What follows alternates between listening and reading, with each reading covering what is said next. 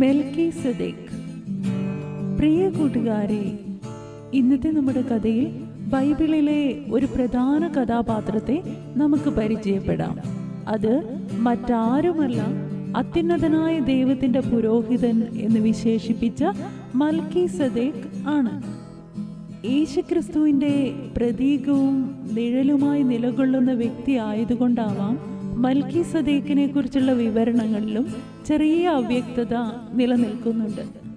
ദൈവത്തിന്റെ ദൈവത്വത്തെ പൂർണ്ണമായി ഉൾക്കൊള്ളാൻ മനുഷ്യ മനസ്സിന് പരിധികളുള്ളതുപോലെ മൽക്കിസെദേക്കിനെ കുറിച്ച് നമുക്ക് ബൈബിളിൽ നിന്ന് ലഭ്യമാകുന്ന അറിവിനും പരിമിതികളുണ്ട്. മൽക്കിസെദേക്കിനെ നാം ആദ്യം പരിചയപ്പെടുന്നത് ഉൽപ്പത്തി പുസ്തകത്തിലെ 14-ാം അധ്യായത്തിലാണ്. അവിടെ അബ്രഹാം തന്റെ സഹോദരപുത്രനായ ലോത്തിനെയും അവനോട് കൂടെ ശത്രുക്കൾ പിടിച്ചുകൊണ്ടുപോയ സോദോം ഗോമോറ നിവാസികളെയും ശത്രുക്കളിൽ നിന്ന് വീണ്ടെടുത്തു കൊണ്ടുവരുമ്പോൾ അവനെ എതിരേറ്റുവന്ന ഒരു വിശിഷ്ട വ്യക്തിയാണ് മൽക്കിസെദേക്ക്. മൽക്കിസെദേക്ക് അത്യുന്നതനായ ദൈവത്തിന്റെ പുരോഹിതൻ മാത്രമായിരുന്നില്ല, ശാലേം രാജാവ് കൂടിയായിരുന്നു. നമ്മുടെ കർത്താവിനെ പോലെ ഒരേ സമയം പൗരോഹിത്യവും രാജ്യത്വവും വഹിച്ചിരുന്നയാളാണ് മൽക്കിസെദേക്ക്. അബ്രഹാമിനെ എതിരേൽക്കുവാൻ വെറും കൈയോടെ ആയിരുന്നില്ല മൽക്കിസെദേക്ക് വന്നത്. തൻ്റെ കയ്യിലുണ്ടായിരുന്ന അപ്പവും വീഞ്ഞും അബ്രഹാമിന് കൊടുക്കുകയും അവൻ അവനെ അനുഗ്രഹിക്കുകയും ചെയ്തു. തുടർന്ന് അബ്രഹാം അവന് സകലത്തിലും ദശാംശം കൊടുത്തു. ദൈവം യാക്കോബിനെ ഇസ്രായേലാക്കി മാറ്റുകയും യാക്കോബിന്റെ 12 മക്കൾക്ക് കനാൻ ദേശം അവകാശമായി നൽകുകയും ചെയ്തപ്പോൾ ലേവി ഗോത്രത്തെ തനിക്ക് സ്വന്തമായി എടുക്കുകയും പൗരോഹിത്യം അവർക്ക് അവകാശമായി നൽകുകയും ചെയ്തിരുന്നു.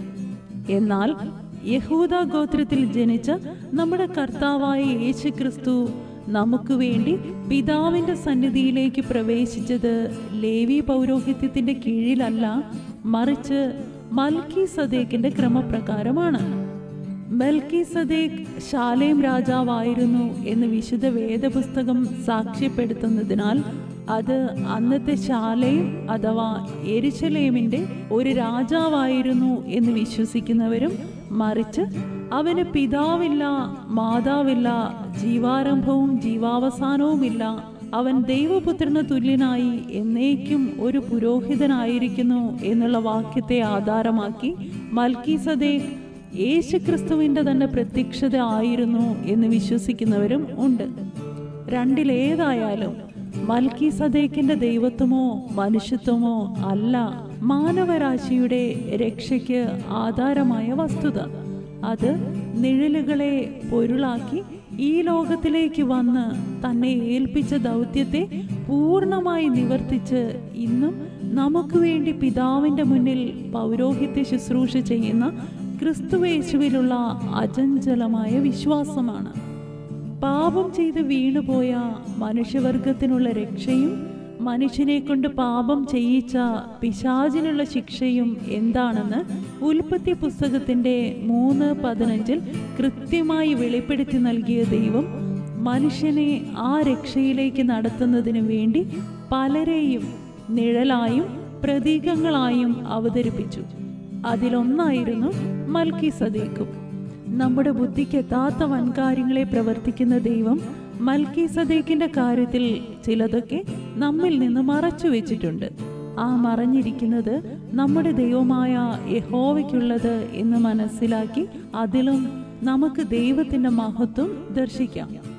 ബൈബിളിലെ ചില വാക്യങ്ങളിൽ മാത്രം നമ്മൾ കാണുന്ന മൽക്കിസെദേക്കിനേക്കാൾ ബൈബിളിൽ മുഴുവൻ നിറഞ്ഞു നിൽക്കുന്ന യേശുക്രിസ്തുവിലേക്ക് നോക്കി അവൻ മൂലം മാത്രം നമുക്ക് സായത്തമാകുന്ന രക്ഷയുടെ പങ്കാളികളായി തീർന്ന് നമുക്ക് സ്വർഗത്തിന് അവകാശികളായി തീരാം.